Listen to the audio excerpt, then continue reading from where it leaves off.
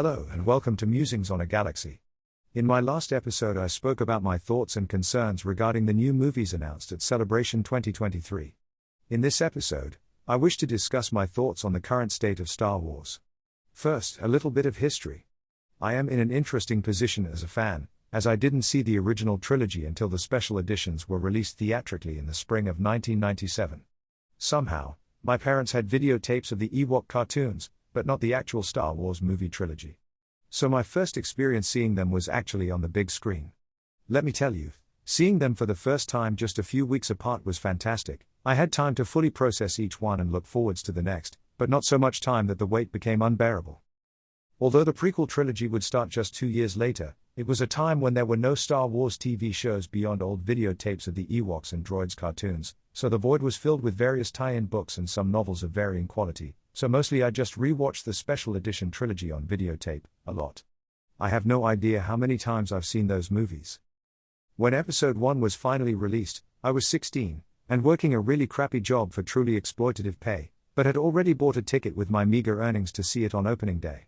And though people outside the screen tried to tell me it was terrible, including a man who was there with a table selling merchandise, oddly enough, saying that I'd have been better off going to see The Matrix instead, I was undeterred. And guess what? I enjoyed it. Don't get me wrong, I knew it didn't really compare to the original trilogy. How could any film live up to 16 years of anticipation? But it was still Star Wars. It had that same energy and creativity but with a huge helping of CGI, which helped bring the galaxy to life in a way that wasn't previously possible.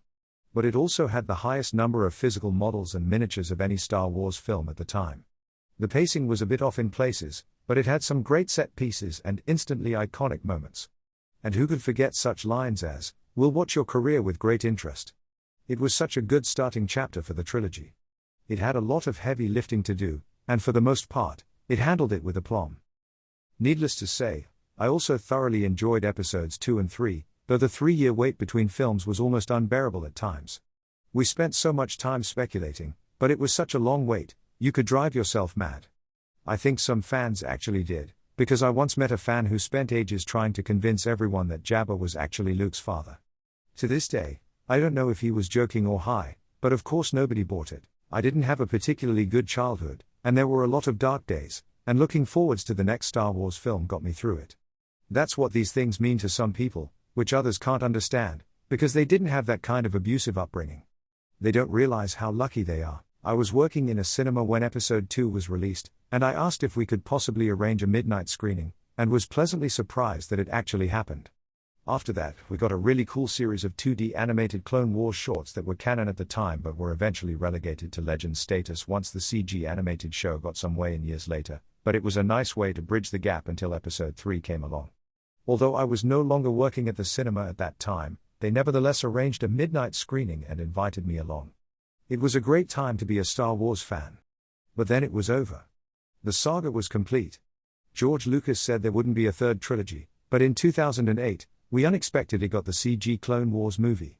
It wasn't on the same scale as the live-action films, sure, but it was decent enough, and I was enough of a die-hard fan to go see it on the big screen. This was followed by the series proper, which took a few seasons to really hit its stride, but once it did, became every bit as compelling as the movies, even if it did occasionally break continuity. The Clone Wars movie introduced us to Ahsoka, and the series gave us Cad Bane, a young Boba Fett seeking vengeance against Mace Windu, the pirate Hondo Ohnaka, our first proper look at Mandalore, the return of Darth Maul, and of course, the Darksaber. With no more live-action movies lined up, it did a great job of filling the void. But then, in 2012, George Lucas sold Lucasfilm to Disney, and the Clone Wars was abruptly cancelled, which was hugely disappointing. But on the flip side, suddenly episodes 7 to 9 were actually happening, and better yet, Lucas himself had written a treatment. But then Disney discarded it, and Lucasfilm decided to do their own thing. In 2015, we got episode 7. I was really looking forwards to it. The trailers looked decent.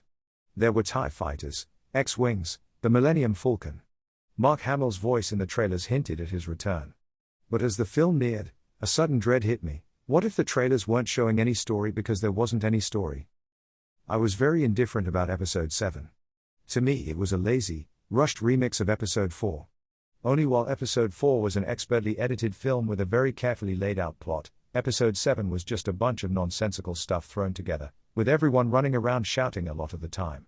Whereas the Death Star was an intrinsic element of 4, in 7, Starkiller Base was just there. The humor felt odd and out of place. And Luke Skywalker wasn't in the film at all until the final seconds, and he had no dialogue. It was like we'd been hoodwinked. Rogue One had potential and some decent moments, but it was a bit of a mess. Saw Gerrera didn't really do anything. The central relationship between Jyn and Galen Erso was sorely underdeveloped, and there were too many unnecessary cameos. I really wish the Rebels series had got to do the Death Star plan heist, but it wasn't to be. Once again, I was pretty indifferent.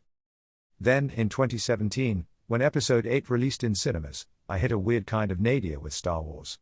I never expected to be the kind of Star Wars fan who actively disliked one of the films, but after going to a midnight screening, my first thought upon leaving the cinema was, what the hell was that? Because it certainly wasn't Star Wars. A dawning realization hit me then, that Star Wars might never be good again, and it left me deeply depressed for several months, to the extent that I couldn't watch anything Star Wars related for that whole time. You might think that's overly dramatic, but that's genuinely how I felt. It wasn't just me either. As we exited the cinema, there was a weird silence. It was very different to the reaction compared to Episode 7. Back then, some people had been cautiously optimistic that 8 might be different, but it was just a badly remixed version of Episode 5, with elements of the ending of 6 thrown in. In the queue for the car park as we left, all I heard were different people complaining about how terrible Episode 8 was, how many of the fan theories were better. I've seen a lot of people claim that the reason many people were disappointed by the sequels is purely because the films weren't exactly what they wanted to see, but in my case, this just wasn't true. I went into Episode 8 only wanting to see a good film. That's it. I had dared to hope that Rian Johnson was a better filmmaker than J.J. Abrams. But I had such a negatively visceral reaction that I never expected, and it left me feeling empty. It was only later that I started thinking about what kind of possibilities could have been. I'll have to share some of those ideas with you in another episode. I wasn't sure whether I really wanted to see Solo at the cinema, but ultimately I did, and it was okay, but I think making Han Solo involved with the rebellion before Episode 4 is a mistake. It tried to cram too much into one film, the photography was way too dark for no apparent reason, and Maul returning to his criminal overlord role at that point in the timeline didn't make much sense. In late 2019, just a month before the release of Episode 9, The Mandalorian debuted on Disney+. Well, if you lived in the US it did.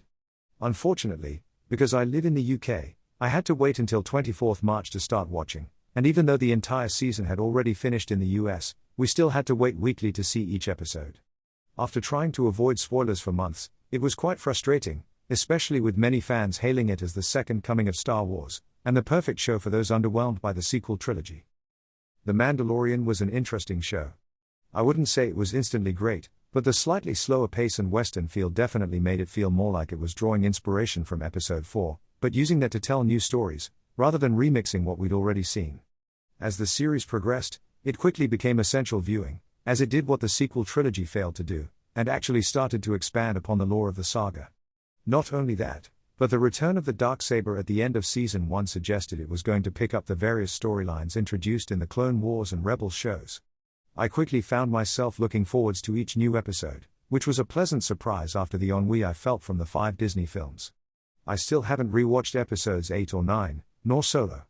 It just feels like a dark chapter in the Star Wars cinematic journey, and those films don't bring me joy, so it's difficult to muster the enthusiasm to revisit them, especially with the limited time I get each day as a result of my chronic illness.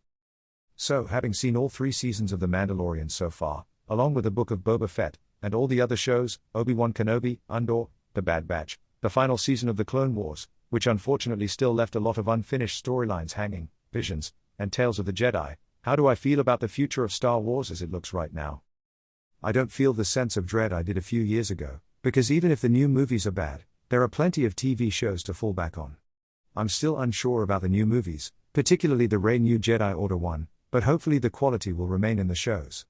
Despite a lot of online complaining, I enjoyed Obi-Wan and Season 3 of The Mandalorian, though I wasn't as keen on Andor, which felt nothing like a Star Wars show to me. It was too slow, and felt like the antithesis of what Star Wars is supposed to be. I don't think Star Wars will ever quite reach the heights it did under George Lucas. He had the kind of imagination that would always do the unexpected, and I often found I couldn't truly second-guess him. He took his time developing Star Wars films. Bear in mind that there were always at least 3 years between each episode, and it really showed. He may not have been the best writer or director, but he had a vision, and it was up there on the screen. And his influence in the Clone Wars show was deeply felt in things like the Mortis arc, the return of Darth Maul as a crime boss, and of course, that black-bladed lightsaber. Dave Filoni worked as showrunner on the Clone Wars, working alongside Lucas himself, learning the lore and style of Star Wars, but ultimately, he isn't Lucas. In some ways that's good, as he's free to put his own spin on things, and he brought in key characters like Ashoka, Kanan, Hera, Ezra, Sabine, Zeb, and Chopper. But by the same token, he doesn't quite bring the same level of spectacle, nor do his projects shake up the Star Wars universe in quite the same way. But some of that could be because the people at Lucasfilm very much want him to color within the lines. Working alongside Jon Favreau on the live-action shows, it's possible that being able to help fill in the huge gap between the original and sequel trilogies has given him room enough to get some ideas in. We don't really know how much of the shows is Filoni and how much is Favreau, but at least they're getting some opportunity to expand upon the Star Wars mythos in a way writers of the novels and comics don't. Although things are far from perfect, and the sequel trilogy still leaves a bitter taste in my mouth, I am enjoying the current Star Wars offerings, and as long as nothing leaves me feeling quite as disheartened as Episode 8 did, then I think I can continue to enjoy Star Wars for the foreseeable future. Thank you for listening. I would be interested to know what you think. Feel free to visit my Facebook page, titled Musings on a Galaxy, Star Wars Discussions, to share your thoughts.